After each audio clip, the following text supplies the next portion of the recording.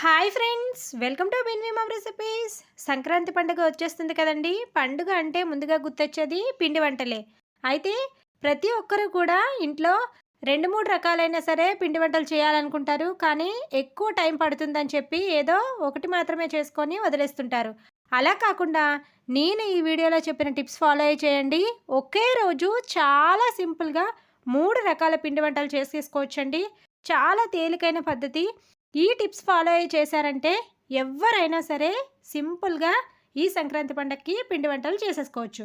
అయితే నేను ఈ వీడియోలో ఏ ఏ రకాల పిండి వంటలు చేశానంటే ఎంతో గుల్లగా ఉండే గోరుమిటీలండి. గోరుమిటీలు ఈ ప్రాసెస్లో చేశారంటే చూసారు కదా, లేయర్స్తో చాలా గుల్లగా వస్తాయి. టేస్ట్ అయితే మాత్రం చాలా బాగుంటుందండి. లోపల సరిగా కుక్ అవ్వదు అనుకునే వాళ్ళు ఈ టిప్స్ ఫాలో అయ్యి చేసేయండి. అలాగే మరొక పిండి వంటకం ఏంటంటే కజ్జికాయలండి. బెల్లంతో చేసినవి చాలా హెల్దీ అండి. పప్పులు బెల్లంతో చేసింది టేస్ట్ అయితే మాత్రం చాలా చాలా బాగుంటుంది. తిన్న ప్రతి ఒక్కరూ కూడా ఇష్టపడతారు. అలాగే ఈ కజ్జికాయలు కూడా చాలా గుల్లగా ఉంటాయండి. నోట్లో వేస్తే కరిగిపోతాయా అన్నట్టు ఉంటాయండి. చాలా చాలా బాగుంటాయి. అలాగే మరొక పిండి వంటకం ఏంటంటే అందరూ చేసుకునేవే జంతికలు, కానీ కొద్దిగా డిఫరెంట్ ప్రాసెస్లో చేశానండి. ఈ ప్రాసెస్లో చేస్తే జంతికలు మరింత గుల్లగా వస్తాయి. ఇక ఆలస్యం చేయకుండా ఈ 3 రకాల పిండి వంటలు ఎలా చేయాలో చూసేద్దాం. ముందుగా గోరుమిటీలు చేయడం కోసం ఒక మిక్సింగ్ బౌల్లోకి 1 కప్పు మైదా పిండి, 1 కప్పు ఉప్మా రవ్వ, 1/2 స్పూన్ సాల్ట్, ఒక 5-6 స్పూన్ల వరకు నెయ్యిని యాడ్ చేసుకోవాలి. ఈ విధంగా నెయ్యి వేసుకున్న తర్వాత పిండికి రవ్వకి ఈ నెయ్యిని బాగా పట్టించాలి. ఇలా పట్టించుకున్న తర్వాత దీనిలోకి కొద్దిగా వాటర్ని యాడ్ చేసుకుంటూ ఈ పిండిని సాఫ్ట్గా చపాతీ ముద్ద మాదిరిగా కలుపుకోవాలి. చూసారు కదండి, ఈ విధంగా కలుపుకున్న తర్వాత దీనిపైన మూత పెట్టుకొని దీన్ని ఒక 15 మినిట్స్ పక్కన పెట్టుకోవాలి. ఇప్పుడు కజ్జికాయలు చేయడం కోసం ఒక మిక్సింగ్ బౌల్లోకి 1 కప్పు మైదా పిండిని తీసుకోవాలి. అలాగే ఒక 3 స్పూన్ల ఉప్మా రవ్వని యాడ్ చేసుకోవాలి. తర్వాత ఒక 1/2 స్పూన్ సాల్ట్, 3 స్పూన్ల నెయ్యిని వేసుకొని ఈ నెయ్యిని పిండికి బాగా పట్టించాలి. ఈ విధంగా నెయ్యిని పిండికి బాగా పట్టించడం వల్ల కజ్జికాయలు పైన లేయర్ అనేది చాలా గుల్లగా వస్తాయి. ఇప్పుడు దీనిలోకి కొద్దిగా వాటర్ని యాడ్ చేసుకుంటూ ఈ పిండిని కూడా సాఫ్ట్గా చపాతీ పిండి మాదిరిగా కలుపుకోవాలి. చూసారు కదండి, ఈ విధంగా కలుపుకున్న తర్వాత ఈ పిండిని కూడా మూత పెట్టి ఒక 15 మినిట్స్ పక్కన పెట్టేసుకోవాలి. ఇప్పుడు కజ్జికాయల లోపల స్టఫింగ్ కోసం ఒక 1/2 కప్పు పల్లీలు, 1/2 కప్పు పుట్నాలు, 1/2 కప్పు నువ్వులు, అలాగే ఒక 2 ఇలాచీ కూడా తీసుకొని మీడియం ఫ్లేమ్లో ఫ్రై చేసుకోవాలి. నేను ఫ్రై చేయడం అనేది వీడియో షూట్ చేయలేదండి. అది కూడా వీడియో తీస్తే మళ్ళీ వీడియో లెంతీ అయిపోతుందని చూపించలేదు. చూసారు కదా, ఈ విధంగా ఫ్రై చేసుకొని బాగా చల్లగా అయిన తర్వాత వీటిని మిక్సీ జార్లోకి తీసుకొని మెత్తగా పొడిలాగా చేసుకోవాలి. దీనిలోకి ఇలాచీ కూడా యాడ్ చేసేసుకొని పొడిలాగా చేసేసుకోండి. చూసారు కదా, మనం మిక్సీ పట్టుకుంటే పల్లీలు అలాగే నువ్వులు పుట్నాల పొడి ఇలా రెడీ అవుతుందండి. ఇప్పుడు దీనిని ఒక మిక్సింగ్ బౌల్లోకి తీసుకోవాలి. తర్వాత దీనిలోకి ఒక 1/2 కప్పు ఎండు కొబ్బరి పొడిని యాడ్ చేసుకోవాలి. అలాగే 1 కప్పు బెల్లంని కూడా యాడ్ చేసుకోవాలి. మనం పల్లీలు, పుట్నాలు, నువ్వులు, ఎండు కొబ్బరి హాఫ్ కప్పు లాగా తీసుకున్నాం కదండి. టోటల్గా 2 కప్స్ అయ్యాయి కాబట్టి 1 కప్పు బెల్లం తీసుకుంటే కరెక్ట్గా సరిపోతుంది. ఈ విధంగా బెల్లం వేసుకొని అంతా కూడా బాగా కలిసేలాగా కలుపుకోవాలి. ఇలా కలుపుకున్న తర్వాత ఈ పౌడర్ని మిక్సీ జార్లోకి వేసుకొని ఒక్కసారి మిక్సీ పట్టుకోవాలి. ఈ విధంగా మనం మిక్సీ పట్టుకోవడం వల్ల బెల్లం అనేది చక్కగా కలిసిపోతుంది.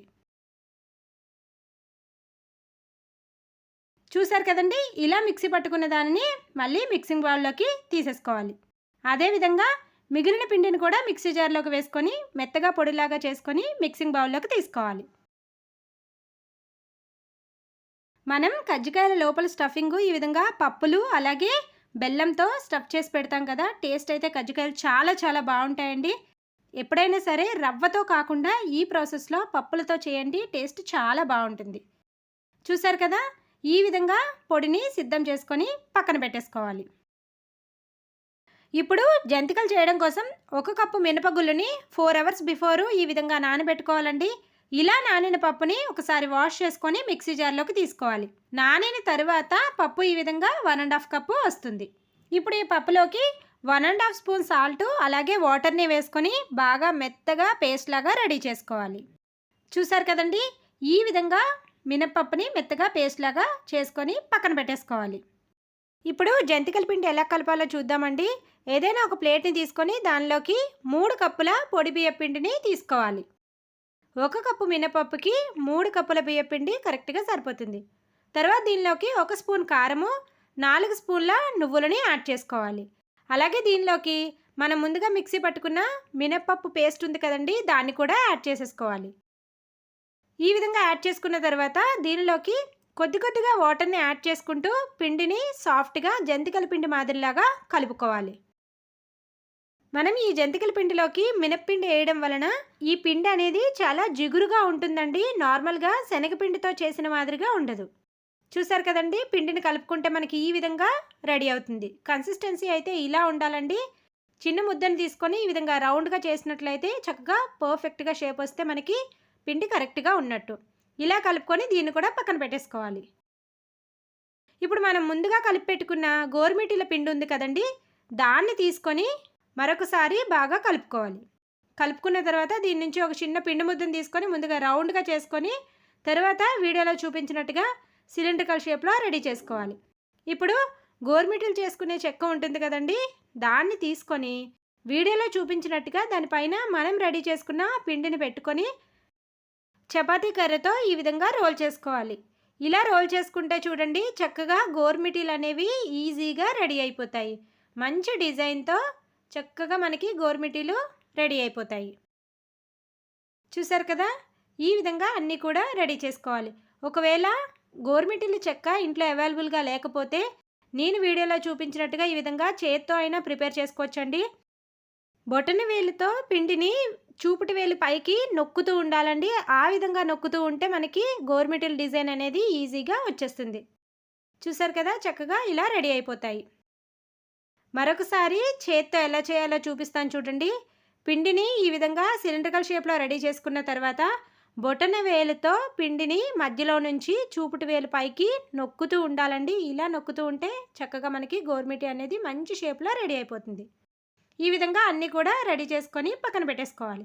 ఇప్పుడు కజ్జికాయల పిండి కలిపి పెట్టుకున్నాం కదండీ! దాన్ని కూడా మరొకసారి మిక్స్ చేసుకొని దాని నుంచి చిన్న పిండి ముద్దను తీసుకొని రౌండ్‌గా చేసుకొని పొడిపిండి జల్లుకుంటూ పలుచగా చపాతీలాగా రెడీ చేసుకోవాలి. తరువాత మనం ముందుగా మిక్సీ పట్టుకున్న పప్పులు, పల్లీల పొడి ఉంది కదండీ! దానిని ఒక 2 స్పూన్లు ఈ విధంగా చపాతీలాగా రెడీ చేసుకున్నాం కదా! దానిలోకి పెట్టుకోవాలి. ఈ విధంగా కజ్జికాయల లోపల స్టఫింగ్ రెడీ చేసుకున్న తర్వాత ఈ చపాతీకి సైడ్స్ ఉన్నాయి కదండీ! దానిని కొద్దిగా వాటర్‌తో తడుపుకోవాలి. ఈ విధంగా తడిపిన తర్వాత హాఫ్ ఫోల్డ్ చేసుకోవాలి. ఇలా హాఫ్ ఫోల్డ్ చేసిన తర్వాత నేను వీడియోలో చూపించినట్టుగా చక్కగా డిజైన్ వచ్చేలాగా ఫోల్డ్ చేసుకోవాలి. చూసారు కదా! ఈ విధంగా ఫోల్డ్ చేయడం వలన కజ్జికాయలు అనేవి మంచి డిజైన్‌లో వస్తాయి. లేదంటే మీ దగ్గర కజ్జికాయలు చేసే మిషన్ ఉందంటే దాంతో కూడా చేసుకోవచ్చు.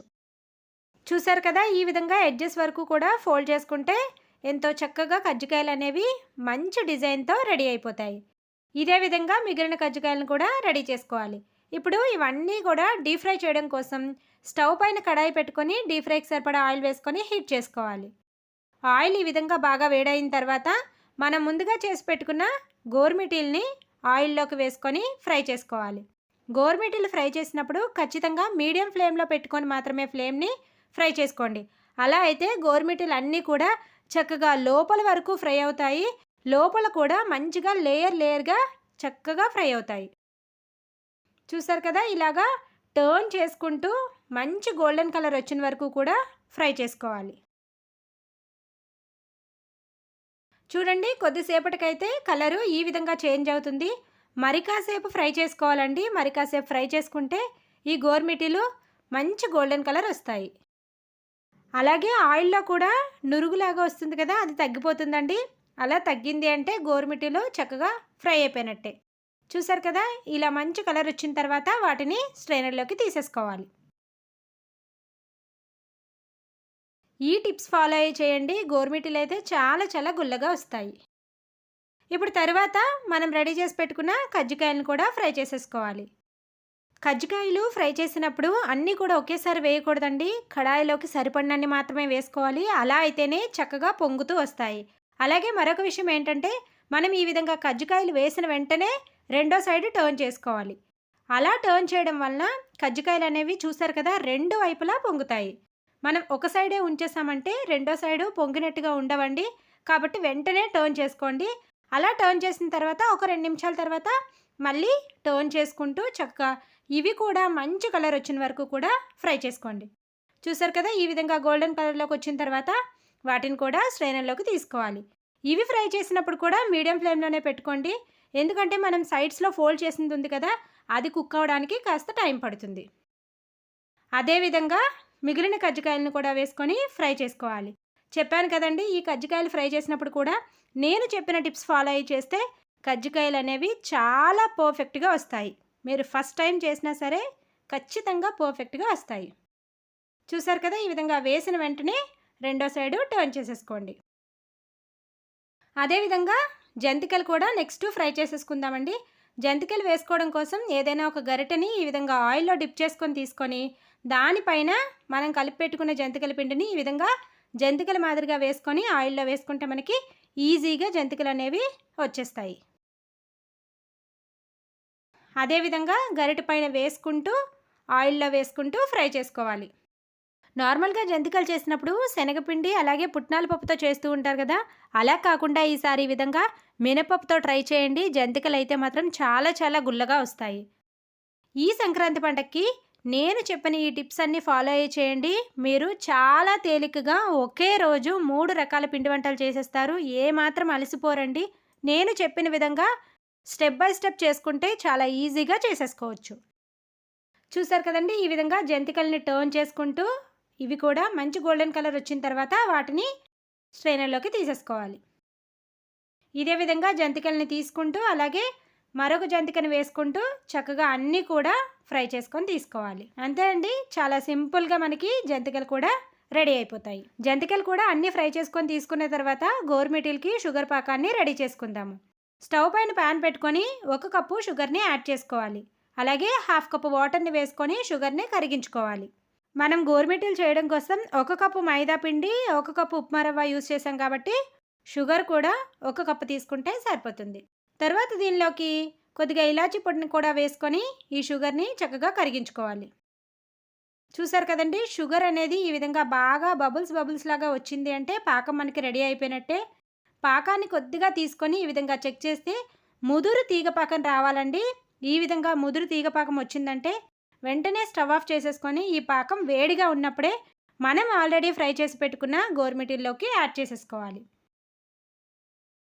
ఈ విధంగా పాకం మొత్తం వేసుకున్న తర్వాత చక్కగా అన్ని గోరుమిటీలకు కూడా చక్కగా పాకం అద్దుకునేలాగా కలుపుకోవాలి.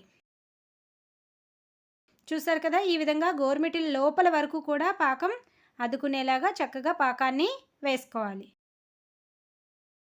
ఈ విధంగా వేసుకున్న తర్వాత ఈ గోరుమిటీల్ని పక్కకు తీసేసుకోవాలండి. అలా అయితే చక్కగా అడుగున ఉన్న పాకం అనేది మిగిలి ఉన్న పాకము గోరుమిటీలకి అంటుకోకుండా ఉంటుంది. మీరు ఎంత క్వాంటిటీ చేసినా సరే ఖచ్చితంగా ఇలా పక్కకు తీసేసుకోండి. లేదంటే అడుగున ఉన్న అన్ని గోరుమిటీలకు కూడా పాకం అనేది ముద్దలాగా అంటుకుపోతుంది. చూసారు కదా, ఈ విధంగా తీసుకొని కొద్దిసేపు చల్లారబెడితే మనకి గోరుమిటీలు చక్కగా రెడీ అయిపోతాయి. చూడండి, ఒక 10 మినిట్స్ ఆగిన తర్వాత చూసేటప్పటికి పాకం అనేది కొద్దిగా గట్టిపడిపోయి గోరుమిటీలు రెడీ అయిపోయాయి. చాలా చాలా బాగుంటాయండి. మంచి స్వీట్ రెసిపీ, చాలా గుల్లగా ఉంటాయి. ఈ ప్రాసెస్లో ఈ టిప్స్ ఫాలో అయ్యి ట్రై చేసేయండి. అంతే అండి, సంక్రాంతి పండగకి ఎంతో సింపుల్గా ప్రతి ఒక్కరూ చేసుకునేలాగా 3 రకాల పిండి వంటలు అయితే చక్కగా రెడీ అయిపోయాయి. నేను వీడియోలో చెప్పిన టిప్స్ అన్నీ ఫాలో అయ్యి చేస్తే చాలా సింపుల్గా చేసుకోవచ్చు. మీరు ఒకే రోజు 3 రకాల పిండి వంటలు చేసినా ఏమాత్రం అలసిపోరండి. నేను వీడియోలో చెప్పిన టిప్స్ అన్నీ ఫాలో అయ్యి ఇదే ప్రాసెస్లో ట్రై చేయండి. టేస్ట్ అయితే మాత్రం 3 కూడా చాలా చాలా బాగుంటాయండి. ఒకదాన్ని మించి ఒకటి రుచి ఉంటుంది, అంత బాగుంటాయి. వీడియో నచ్చితే మాత్రం వీడియోకి తప్పకుండా ఒక లైక్ చేయండి. మీరు లైక్ చేయడం వల్ల ఈ వీడియో అనేది చాలా మందికి రీచ్ అవుతుంది. మీరు ట్రై చేసిన తర్వాత ఎలా వచ్చిందో కమెంట్ చేయండి. అలాగే మన ఛానల్ని ఇంకా ఎవరైనా సబ్స్క్రైబ్ చేసుకోకపోతే సబ్స్క్రైబ్ చేసుకొని పక్కనే ఉన్న బెల్ ఐకాన్ హిట్ చేసేయండి. Thank you for watching.